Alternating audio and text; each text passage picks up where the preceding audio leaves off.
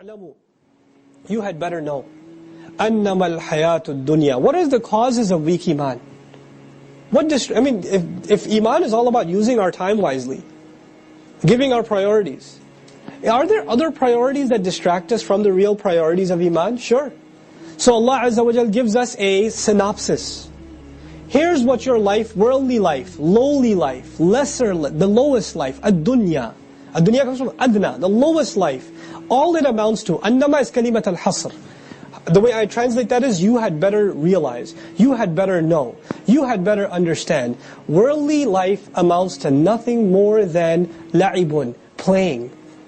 وَتَكَاثُرٌ فِي الْأَمْوَالِ وَالْأَوْلَادِ. And this one sticks. And you just want to get more and more, and you have a mutually shared sentiment about your children and about money. Savings, expenses, bills, the mortgage payment, the electricity bill, the car insurance, the college savings account, the IRA, the this, the that, the other. تَكَاثُرٌ فِي الْأَمْوَالِ وَالْأَوْلَادِ. You ask any parent at any given time, whether they're conscious of it or not, what is running in their head? Kids, children, kids, children, kids, children. Gotta pick them up from school, gotta buy these books, gotta do that, gotta do this, gotta do that, gotta do this. Constantly, it just invades your mind. It takes you over. And that's all your life starts amounting to. These are distractions in life. There's nothing more than games. A child, what's the most important thing to them? Abba, can I have the big panda? Can we get some Hot Wheels? Can we play? Can we play a game? Can we play hide and seek? Can we go to the park? When a kid is little, what's the most important thing in his mind? Playing. Nothing else. He can skip food. He can forget how heavy the diaper is. He can forget all that. He's still playing. He's in the zone. La'ibun. And then you get a little older. And then you realize there's such a thing as cartoon shows. There's such a thing as Pokemon cards and Yu Yu Hakusho and God knows what else. You realize there's movies, stories, storybooks, songs, poems. Entertainment. وَلَهْوٌ. You get a little older, the new virus installed on your system is entertainment. وَزِينَةٌ. And then you get a little older and you become self-conscious of your image. How do I look? I need to work out more. What size shirt should I wear? What brand should I wear? What color should I wear? You're trying to match your purse with your hijab. Guys trying to fix their hair in every reflection they see, even though they're bald. Dudes with those pencil beards, you seen those? So hard to do, it's such a work of craftiness. The pencil beard. And he's still stroking it like it's like, a Kung Fu master beard, like, there's nothing there, bro. But it takes a long time to fix that. Girls always wear it, even the girls that wear hijab. Is it like a little high up here? It's uneven, I don't know. How does it look? The husband says, your father says it looks fine. No, it doesn't. My head is oddly shaped. Okay. Yes, something is wrong with your head, but not physically. Your image becomes so important to you. Beautification, decor in your house, the car you drive. You want to make sure you show the other what you got. Whether it's through education, what kind of car. You get obsessed with your label. You get obsessed with showing people what you've accomplished. These are the things that your worldly life amounts to. And Allah says, كَمَثَلِ غَيْثٍ. All of that is like the example of perfect rain. Rain that comes just at the right moment. Rain that you were hoping for. The farmer, أَعْجَبَ الْكُفَّارَ نَبَاتُهُ. The produce that came as a result of that rain impresses the farmer who had buried the seed. Kuffar here means farmers. Because kafara is to bury a seed. Now let me tell you, when a farmer buries a seed in the ground, he has no idea how the crop's going to turn up. No clue. He's depressed. He doesn't know if it's going to rain, if it's going to be a good year or bad year. He has to do all this work without knowing any results. But when one day he wakes up and he sees rainfall, he starts seeing little sprouts of green. Is he full of hope? He's so happy that it rained. He's dancing around. All these agricultural societies, they have literally festivals around rain. Because they know that means the entire year is good. Imagine, you and I are stressed about getting a paycheck on Friday. The farmer gets a paycheck once a year. He gets one paycheck a year. And if it doesn't rain, that year's paycheck ain't coming. If a farm is going to go mature, then it's supposed to be cut before it turns yellow.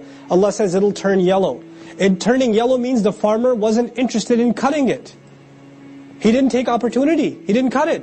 And you know what? That's worldly life. You get something, you lose interest in it. You want that toy more than anything else in the world until there's another toy that you don't have. You want that car more than anything else until the next year's model came out. You love your house more than anything else until you visited their house. Did you see their house? That was amazing. You just become dissatisfied. It turns yellow for you. فَتَرَاهُ مُصْفَرًا. So it matures, yahij. فَتَرَاهُ مُصْفَرًا. You're going to watch it turn yellow. ثُمَّ يَكُونُ حُطَامًا. Hutam came in the previous surah. What was hutam? Worthless. Then it'll become something you just step on, you don't even realize it. It's worthless to you. That money, those children, the zina, all of it is worthless. All of it just goes. There's no value left in it. وَفِي الْآخِرَةِ عَذَابٌ شَدِيدٌ. And in the end, the only thing left is either intense punishment or forgiveness from Allah. وَمَغْفِرَةٌ مِّنَ اللَّهِ وَرِضْوَانٌ. And His contentment. On top of all things, His contentment. Allah's pleasure. And also means you'll have pleasure. You'll be content. You'll finally find the one thing you cannot find in anything else. Contentment. You'll be satisfied. I'll be satisfied. Allah is telling us those things are going to be there. Don't let them distract you from the fact that you and I are here to either save ourselves from punishment or earn Allah's forgiveness and truly find satisfaction where only satisfaction can be found. وَمَا الْحَيَاةُ الدُّنْيَا إِلَّا مَتَاعُ الْغُرُورِ. And what is worldly life, if not just means by which people get deceived? Means of deception. يَا أَيُّهَا الَّذِينَ آمَنُوا اتَّقُوا اللَّهِ. Those of you who have Iman, be cautious of Allah. وَلْتَنْظُرْ نَفْسٌ مَا قَدَّمَتْ لِغَدٍ. And every person should keep watch. Should be mindful. Nadhara, to keep watch for a long time. You know, ra'a in Arabic, to look at something. Absara, to look at something. Nadhara, to look at something. All of them are looking, but nadhara is looking for a long time. Keep long, constant watch. A person should keep long, constant watch. مَا قَدَّمَتْ لِغَدٍ. What did he invest into the future? What did he invest into tomorrow? What did he send forward for the morrow? The classical translation says. What the soul sent forth for the morrow. What that means is, what have you invested into your future?